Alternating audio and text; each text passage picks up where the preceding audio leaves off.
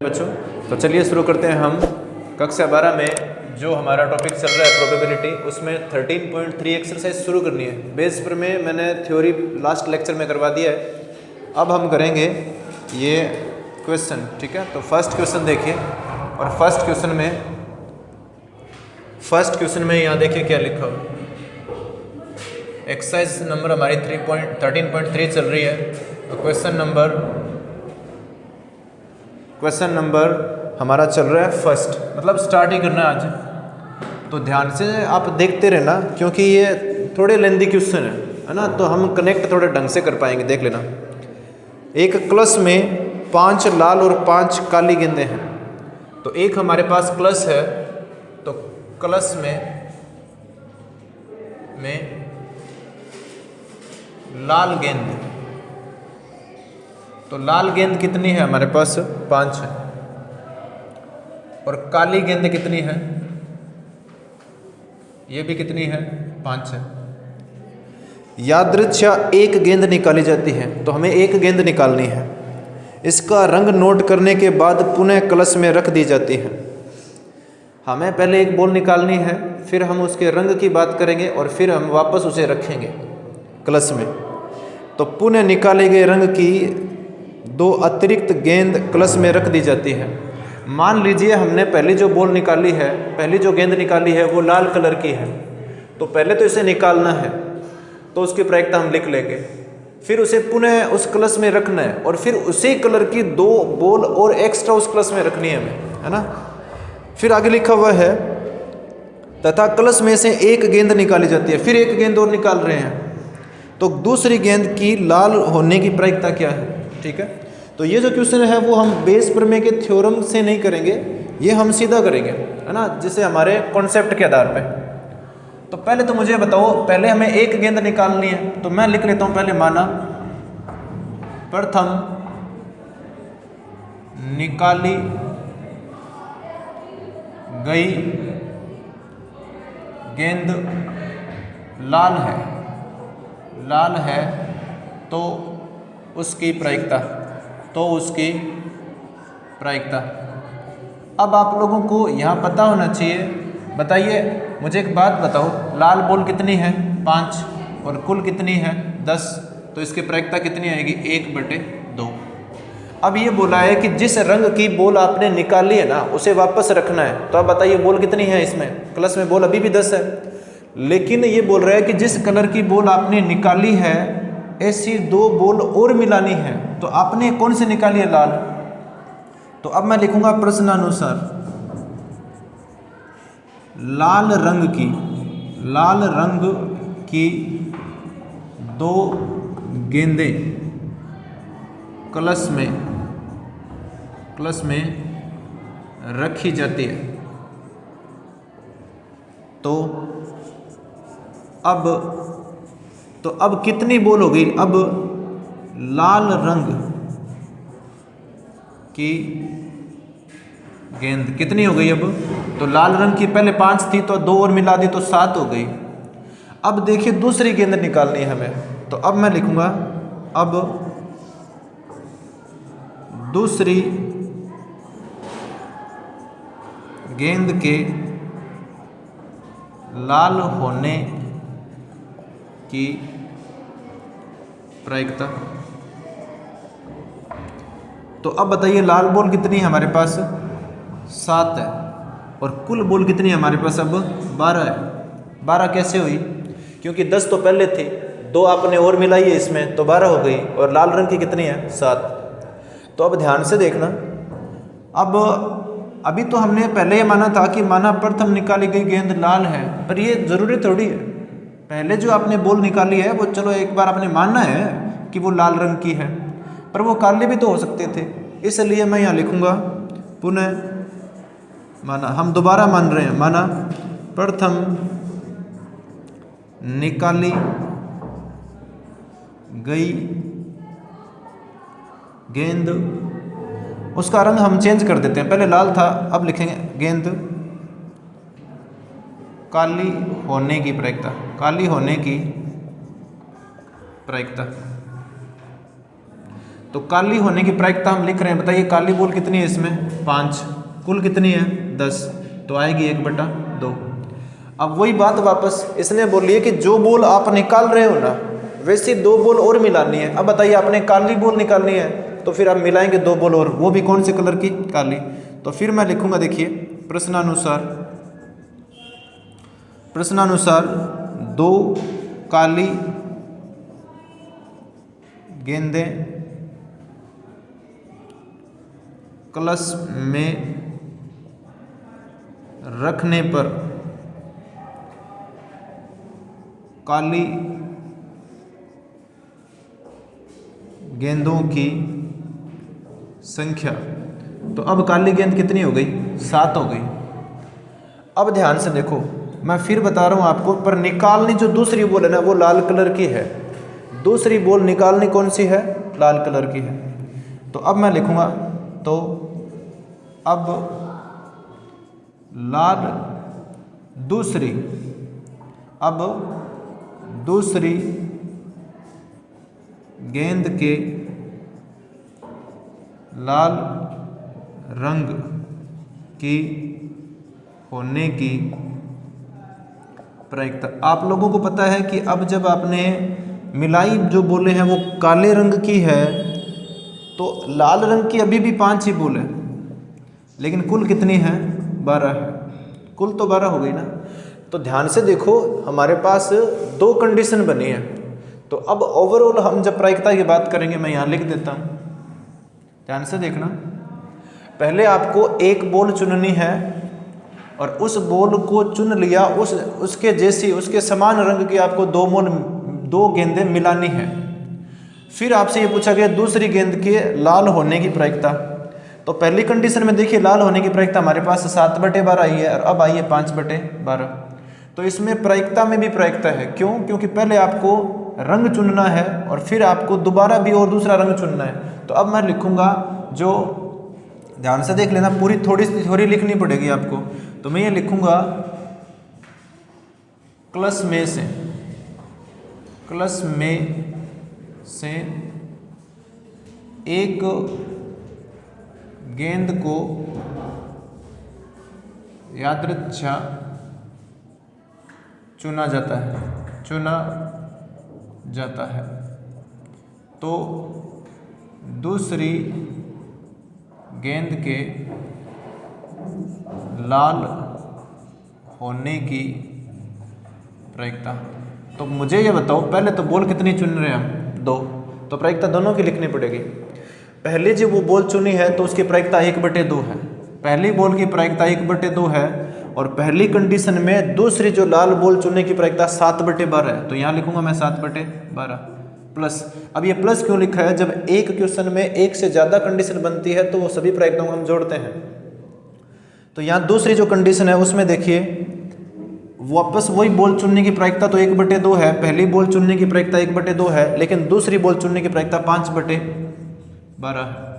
अब इनको हल करेंगे तो 7/24 और प्लस ये 5/24, तो फाइनली यहाँ से जो आंसर आएगा वो आएगा 12/24, तो 1/2। तो ये था क्वेश्चन नंबर फर्स्ट। थोड़ा ध्यान से इसको समझना है, बस इसमें कोई बेस पढ़ने की ज़रूरत नहीं पड़ी है हमें। लेकिन अब जो हम क्वेश्चन करेंगे वो जितने भी क्वेश्चन करेंगे वो सारे बेस थ्योरम पे बेस्ड होंगे, ठीक है। तो अब बात करेंगे हम क्वेश्चन नंबर सेकंड की। एक बार फिर बता देता हूँ, प्रोबेबिलिटी के जो लेंथी क्वेश्चन होते हैं वो थोड़े से अच्छे होते हैं। तो ऐसे क्वेश्चन को आप थोड़ा आराम से, है ना, वीडियो को पॉज कर करके आराम से एक एक बात को समझ कर फिर नोट करना है, ठीक है।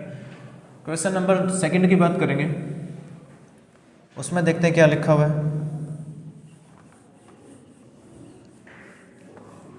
प्रायिकता में सबसे जरूरी होता है क्वेश्चन को समझना, फिर उसका आंसर तो बाद की बात है, लेकिन पहले क्वेश्चन समझना बहुत जरूरी है। तो ध्यान से देखो क्वेश्चन नंबर सेकंड में क्या लिखा हुआ है। सेकंड में ये लिखा हुआ है, एक थैले में 4 लाल और 4 काली गेंदें हैं, तो इसके मतलब 2 थैले हैं, है ना। तो ध्यान से देख लेना, 2 थैले हैं हमारे पास। तो यहाँ मैं थोड़ा बना भी देता हूँ। मान लीजिए ये थैला हमारे पास, इस थैले में एक थैला और बना देता हूँ मैं। 2 थैलों में हमारे पास यहाँ अगर मैं ब्लैक और रेड लिखता हूँ और इसमें भी मैंने ब्लैक और रेड लिखा है, मतलब काली और लाल, और इसमें भी काली और लाल। तो पहले थैले में लाल रंग की हमारे पास 4 बॉल है, और दूसरे थैले में, पहले थैले में जो काली रंग की है वो भी 4 है। अन्य जो थैला है दूसरा, उसमें लाल रंग की हमारे पास 2 बॉल है और काले रंग की कितनी है? 6। ध्यान से देख लेना, इसमें ये बोला है कि दोनों थैलों में से एक को यादृच्छिक चुना जाता है। दोनों थैलों में से एक को चुनना है, ठीक है। फिर आगे लिखा है उसमें से एक गेंद निकाली जाती है। पहले थैला चुनना है, फिर हमें गेंद निकालनी है, ठीक है, जो कि लाल है। तो जो हमें पहले से पता है कि जो हम बॉल चुनेंगे वो लाल रंग की है। आगे लिखा हुआ इस बात की क्या प्रायिकता है कि गेंद पहले थैले से निकाली गई है। ध्यान से देख लो, इस बात की क्या प्रायिकता है कि जो बॉल आपने निकाली है लाल रंग की वो पहले थैले में से निकाली गई है। तो हमें अब ये क्वेश्चन बेस थ्योरम से करना है। तो बेस थ्योरम का जो फॉर्मूला है वो सबसे पहले आपको पता होना चाहिए। यहाँ मैं लिख देता हूँ, ध्यान से देखना। यहाँ बेस थ्योरम का फॉर्मूला होता है P। जो घटना हमें ज्ञात होती है वो हमेशा नीचे लिखते हैं हम। तो यहाँ A घटना को मैं मानूंगा कि वो बॉल लाल है। ध्यान से समझना, A जो घटना है उसको मैं मान लूंगा कि वो लाल रंग की है बॉल, ठीक है। तो वो तो हमें पहले से पता है, इसने रंग का बता दिया ना, लाल है, तो वो हमें ज्ञात है। लेकिन उसका पहले थैले में से, तो बताइए E1 नहीं आएगा यहाँ पे क्या आएगा? E1। अगर ये बोलता कि वो दूसरे थैले में से होने की प्रायिकता बताओ क्या है, तो यहाँ मैं E2 लिखता फिर, है ना। तो एक बार हम फॉर्मूले की बात करें तो मैं यहाँ EI लिखता हूँ, ठीक है। अब इसका फॉर्मूला क्या होता है? इसका फॉर्मूला होता है PEI प्लस नहीं होता है, इनटू होता है PA/EI, और यहाँ भाग में होता है। अब कितनी कंडीशन हमारे पास? 2 है, 2 घटनाएं हैं। तो यहाँ देखिए क्या होगा, PEI और PA/EI, ठीक है। अब I, चलो मैं फॉर्मूला लिख रहा हूँ ना, तो यहाँ मुझे फिर सिग्मा लिखना चाहिए, और यहाँ फिर मैं J लिखूंगा। फॉर्मूले में J होता है, ठीक है। सिग्मा J का मान कहाँ से है? 1 से n तक। लेकिन हमारे क्वेश्चन में मैं फिर बता देता हूँ, J का मान 1 से 2 तक ही जाएगा, 1 और 2 ही होगा। क्यों होगा? क्योंकि हमारे पास थैले कितने हैं? 2। तो यहाँ अब आप लोगों को सब चीज़ें माननी पड़ेगी कि A क्या है, EI क्या है, या J क्या है, या 1 और 2 क्या है। तो ध्यान से समझना, सबसे पहले तो मैं यहाँ लिखूंगा पहली घटना। तो E1 का मतलब है प्रथम थैले को चुनना, थैले को चुनना। प्रथम, सबसे पहले तो जरूरी है आपको फॉर्मूला याद होना चाहिए, है ना। थैले को चुनना, प्रथम को। और E2 का मतलब है दूसरे थैले को चुनना, थैले को चुनना। अब आप लोगों को पता है हमें E1 की और E2 की प्रायिकता की भी जरूरत पड़ेगी, है ना। चलो एक बार मैं A भी मान लेता हूँ। A क्या है? गेंद का लाल होना, गेंद का लाल रंग की होना। ये सब आपको हर क्वेश्चन में से मानना पड़ेगा कि E1 क्या है, E2 क्या है और A क्या है। अब एक चीज़ ध्यान से देखो, आपको यहाँ E1 की प्रायिकता निकालनी पड़ेगी। तो मुझे एक बात बताओ कि 2 थैले हैं, तो इनमें से पहला थैला चुनने की प्रायिकता तो बताइए कितनी होगी? 1/2 नहीं होगी क्या? ध्यान से देखो, हमारे पास कुल थैले कितने हैं? 2, लेकिन उसमें से पहला थैला जो है वो कितना है? 1 ही तो है। तो अनुकूल परिणाम 1 है, और कुल कितने हैं? 2। तो 2 थैलों में से एक थैला चुनने की प्रायिकता 1/2 होती है। इसी प्रकार अगर मैं PE2 लिखूंगा तो बताइए दूसरा थैला चुनने की भी कितनी होगी? 1/2 ही होगी, क्योंकि ये खुद तो 1 है, पर कंडीशन कितनी है हमारे पास? 2। तो ये हमारे पास इनकी प्रायिकता आ गई। इसके बाद में ध्यान से देखो, हमें E/A तो निकालना है, लेकिन A/E1 और A/E2 ये भी हमें निकालने मतलब ज्ञात होना चाहिए मैं पहले से। तो मैं यहाँ लिख देता हूँ, ध्यान से देखना। अगर मुझे ज़रूरत पड़ने वाली है मुझे ज़रूरत पड़ेगी फॉर्मूले में देखो A/E1 की, और ज़रूरत पड़ेगी A/E2 की। तो इनका मतलब मैं पहले थ्योरी में लिखता हूँ, है ना। इन बातों का मतलब, फिर इनकी प्रायिकता लिखेंगे। इसका मतलब क्या है? देखिए, A का मतलब है लाल रंग की गेंद होना, E1 का मतलब है पहला थैला होना। यहाँ A का मतलब वही है लाल रंग की गेंद होना, और E2 का मतलब है दूसरा थैला होना।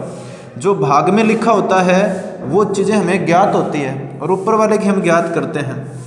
तो मैं लिखूंगा लाल रंग की गेंद की प्रायिकता जब कि ये ज्ञात हो कि वो पहले थैले में से है ना। या मैं लिखूंगा प्रथम थैले में लाल रंग की गेंद होने की प्रायिकता। तो इसका मतलब क्या हुआ? प्रथम थैला तो देखो हमें पता ही है, नाम लिख दिया ना, प्रथम थैला मतलब पहला ही थैला है, लेकिन उसमें लाल रंग की बॉल की प्रायिकता लिखनी है। तो यहाँ देखिए, मुझे बताइए प्रथम थैले में लाल रंग की बॉल है कितनी? 4 है, और कुल बॉल कितनी है? 8 है। तो आंसर कितना आएगा? 1/2। समझ आ गया इतना? इसी प्रकार इसका मतलब यह होगा दूसरे थैले में लाल रंग की गेंद होने की प्रायिकता। तो ये बताइए यहाँ पर मुझे कि दूसरे थैले में लाल रंग की बॉल कितनी है? हमारे पास 2 है, और कुल कितनी है? 8। तो लाल रंग की प्रायिकता कितनी आ जाएगी? 1/4। अब फॉर्मूले में ध्यान से देखना, हमारे पास 2 कंडीशन है, इसका मतलब 2 थैले हमारे पास। तो फॉर्मूले में ये हटाकर इसकी जगह मैं क्या लिखूंगा वो देखते हैं, और ज्ञात क्या करना है वो देखिए। अगर हमें ये पहले से ज्ञात है कि बॉल है, ध्यान से देखो, मुझे एक बात बताना तो आप सभी, यहाँ देखो इसमें भी लाल रंग की गेंद है, इसमें भी लाल रंग की है। तो बताइए, हमें रंग तो पहले से पता है ना, लाल है, पर ये लाल रंग की जो बॉल आप चुन रहे हो वो पहले थैले में से या दूसरे में से है, ये हमें पता करना है। तो इसने पूछा है कि पहले में से होने की प्रायिकता बताओ, तो मैं लिखूंगा लाल रंग की गेंद का पहले थैले में से निकलने की प्रायिकता। तो आप लोगों को पता है कि लाल रंग का आपको पता चल गया ना, तो जिसका पता होता है उसे नीचे लिखते हैं हम। तो यहाँ मैं ए नीचे लिखूंगा। अब पहले थैले में से है, इसका मतलब यहाँ क्या आएगा? अब E1। फॉर्मूला क्या होता है? फॉर्मूला होता है P of E1। एक चीज मैं थोड़ा सा आपको ट्रिक बता देता हूँ, यहाँ ए नीचे है ना, तो फॉर्मूले के अंदर ए ऊपर होता है, बस ये याद रखना। यहाँ ए देखो नीचे है तो फॉर्मूले में ऊपर होता है, यहाँ E1 आएगा। यहाँ जो होता है वो यहाँ नीचे होता है। यहाँ देखिए, अब इसमें 2 है, कुल घटनाएं कितनी है? यहाँ नीचे हमारे पास संपूर्ण प्रायिकता होती है। संपूर्ण प्रायिकता में बताइए कितनी घटनाएं हमारे पास टोटल? वैसे 2 है, तो 2 तो कैसे लिखेंगे? PE1 into P of A/E1 और plus PE2 into P of A/E2। अब इन सब के मान लिखने हैं, तो ध्यान से देखो, बहुत सिंपल। अब तो P1 कितना है? E1 की प्रायिकता 1/2 है, E1 की प्रायिकता 1/2 है, गुणा में PA/E1 है। A/E1 की प्रायिकता कितनी है? 1/2 है। भाग में यही है 1/2 गुणा 1/2 और प्लस PE2 की प्रायिकता कितनी है? 1/2। E2 की प्रायिकता कितनी है? 1/2 गुणा A/E2 की प्रायिकता कितनी है? A/E2 की प्रायिकता 1/4 है, 1/4। ध्यान से देखो, ये ऊपर आ गया 1/4, ये 1/4 और प्लस ये है हमारे पास 1/8। इसे मैं हल करूंगा तो ऊपर तो 1/4 चल ही रहा है। यहाँ 8 और 4 को अगर मैं यहाँ 8 बनाना चाहूँ तो ऊपर कितना आएगा? 2। यहाँ 8 बनाने के लिए ऊपर 2 लिखना पड़ेगा, तो ये 2/8 और 1/8 तो कितना हो गया? 3/8। अब ये 4 से ये 8 कटता है कितनी बार? 2 बार, तो ये फाइनली आंसर आएगा 2/3। तो जो हमारी प्रायिकता है वो आएगी 2/3, है ना। तो ये था क्वेश्चन नंबर 2। मैं फिर बता रहा हूँ, बेस थ्योरम के जो क्वेश्चन है वो इतने ज़्यादा भी टफ नहीं है। एक तो आपको फॉर्मूला आना चाहिए, दूसरी बात ये कि आपको उसमें एग्जैक्टली ये पता होना चाहिए कि E1 क्या है, E2 क्या है, और जिस घटना की हमें पहले से जानकारी है, जैसे इसमें ये हमें पहले से पता था कि जो बॉल है वो लाल रंग की है कन्फर्म, तो वो आपको ए मानना है ना। और वो बॉल किन किन में से निकालनी है वो अलग अलग घटनाएं होंगी, ठीक है। बस यही था, बाकी फॉर्मूला आपको बताते हैं कि इनमें से आपको किसको क्या मानना पड़ेगा, ठीक है। हम बात करेंगे अब क्वेश्चन नंबर 3 की।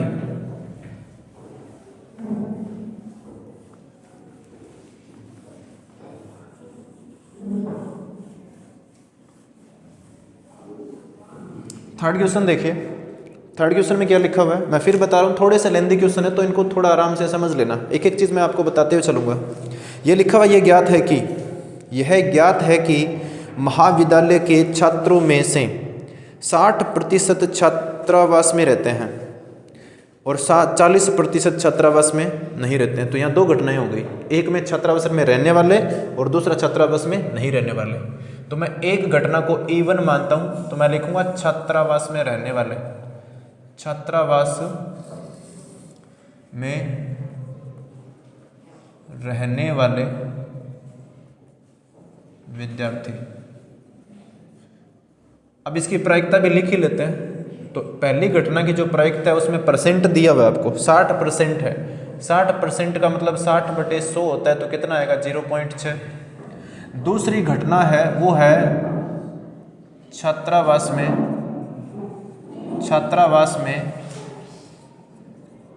नहीं रहने वाले विद्यार्थी। तो इसकी प्रायिकता होगी PE2, वो 40% है। कितनी है? 40%। तो यहाँ मैं लिख देता हूँ 40/100, तो कितना आएगा 0.4। इसके बाद में ये लिखा हुआ आगे क्वेश्चन में लिखा हुआ है पूर्ववर्ती वर्ष के परिणाम सूचित करते हैं। इसका मतलब कोई पहले वर्ष के जो रिजल्ट है वो उसकी बात कर रहा है कि छात्रावास में रहने वाले छात्रों में से 30% और छात्रावास में नहीं रहने वालों में 20% छात्रों ने A ग्रेड लिया है ना। 20% छात्रों ने A ग्रेड लिया है।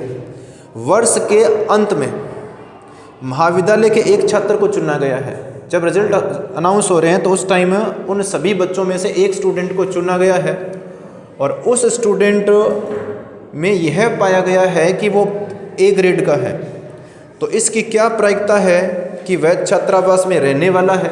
तो पहले तो मुझे बताओ कि छात्रावास में रहने वाले को आपने E1 माना है, आपको पहले से ये पता है कि उसके ग्रेड तो A है, तो जिसकी जानकारी होती है उसको हम नीचे लिखते हैं और जिसकी प्रायिकता निकालते हैं उसको हम ऊपर लिखते हैं। तो ये आपको काउंट करना है, इसकी प्रायिकता निकालनी है। मुझे ये बताओ, यहाँ E1 घटना का मतलब है छात्रावास में रहने वाला बच्चा और A का मतलब है उसके रिजल्ट में कौन सी ग्रेड आई है, A ग्रेड आई है। ठीक है, तो यहाँ ये तो A ग्रेड आई है, ये तो हमें पहले से पता है, पर उसका ये रहने वाला है या नहीं रहने वाला है उसमें से आपको प्रायिकता निकालनी है। तो यहाँ आपको A घटना का पता चल गया। A घटना का है, ये है परिणाम में A ग्रेड आना, परिणाम में A ग्रेड आना है। इसकी ये हमें पता चल गया। अब ध्यान से देखो, आप लोगों को ये पता है जब हमें ये काउंट करना है तो इसे काउंट करने के लिए हमें P ऑफ A/E1 की ज़रूरत पड़ेगी और P ऑफ A/E2 की भी ज़रूरत पड़ेगी। तो ये भी निकालना पड़ेगा, इनकी भी ज़रूरत पड़ेगी। तो मैं यहाँ लिख देता हूँ P ऑफ A/E1। तो इसका मतलब क्या है? इसका मतलब मैं थ्योरी में लिखता हूँ। मैं फिर बता रहा हूँ, ऊपर वाली प्रायिकता हमें ज्ञात नहीं होती है और ये ज्ञात है। तो अब ध्यान से देखना, आप ये बोल रहे हैं कि A ग्रेड आने की प्रायिकता, जबकि वो बच्चा कौन से में है, छात्रावास में रहने वाला है। यदि यह ज्ञात है कि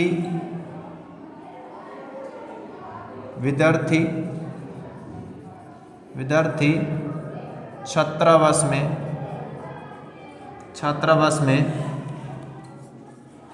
रहने वाला है तो उसके A ग्रेड होने की प्रायिकता है, ये उसके A ग्रेड होने की प्रायिकता है ना। तो अब A ग्रेड होने की प्रायिकता ऊपर वाले की आ गई ना, A की प्रायिकता आ गई। अब इसमें लिखा हुआ है, इसमें ये क्वेश्चन में दिया हुआ है कि छात्रावास में रहने वाले बच्चे हैं उसके 30% है चांस किसके, A ग्रेड आने के। अब 30% का मतलब होता है 30/100, तो ये आएगा 0.3। मैं फिर बता देता हूँ, यहाँ लिखा हुआ है कि जो विद्यार्थी छात्रावास में रहता है उसके A ग्रेड आने का चांस कितना है, 30% है। तो वो रह रहा है, पहली बात तो ये पहले छात्रावास में रहता है, ये पहले से पता है। तो पता इसलिए मैंने नीचे लिखा है E1 को। और उसके ए ग्रेड की परसेंट दिया हुआ है 30/100, तो 30% है तो वो बटे में 100 आएगा। इसी प्रकार अगर मैं PA/A2 लिखूंगा तो इसका मैं थ्योरी नहीं लिखूंगा भाई, इसका मतलब ये हुआ कि ये पहले से हमें पता है कि वो छात्रावास में नहीं रहता है, तो उसके ए ग्रेड आने की जो प्रायिकता है, जो परसेंट दिया हुआ है आपको 20% दिया हुआ है, 20/100, तो ये आएगा 0.2। अब आपसे ये बोला गया है, एक बार फिर समझ लेना, आप लोगों को बोला कि वो छात्रावास में अगर रहता है तो उसकी ए ग्रेड आने की प्रायिकता 0.3 है, अगर वो छात्रावास में नहीं रहता है तो उसके ए ग्रेड आने की प्रायिकता 0.2 है। इनकी अलग अलग प्रायिकता भी दे रखी है। ये छात्रावास में रहने वालों की प्रायिकता 0.6, नहीं रहने वालों की 0.4 है। पर आपसे जो पूछा गया उसकी मैं थ्योरी वहाँ लिखूंगा, जो आपसे पूछा गया उसकी थ्योरी मैं यहाँ लिख देता हूँ। बोला है कि एक विद्यार्थी को चुना गया है, एक विद्यार्थी को चुना गया है और उस विद्यार्थी के ए ग्रेड पहले से हमें पता है, चुना गया है, तो उस विद्यार्थी के छात्रावास में रहने की प्रायिकता, तो उस विद्यार्थी के छात्रावास में रहने की प्रायिकता जब उसके ए ग्रेड प्राप्त करने की जानकारी हो। ध्यान से देख लेना, ये उसके ए ग्रेड आया है ये पहले से पता है, तो ये बताओ कि वो बच्चा छात्रावास में रहने वाला है, उसकी प्रायिकता बतानी है। तो ये मैं फिर बता रहा हूँ आप लोगों को कि जो आपको ज्ञात है उसे हम नीचे लिखते हैं। तो ए ग्रेड का तो हमें पता ही है, तो जो ज्ञात करना है उसको ऊपर, तो वो छात्रावास में रहता है, उसको मैंने कौन सी घटना माना है, E1। अब इसका जो फॉर्मूला होता है वो होता है P of E1 into P of A/E1, और भाग में आएगा P of E1 into P of A/E1 और प्लस P of E2, और इसके इंटू में आएगा P of A/E2। अब इन सब का मान रखेंगे हम, तो E1 की प्रायिकता कितनी है हमारे पास, 0.6 है, 0.6। A/E1 की कितनी है, 0.3 है, 0.3।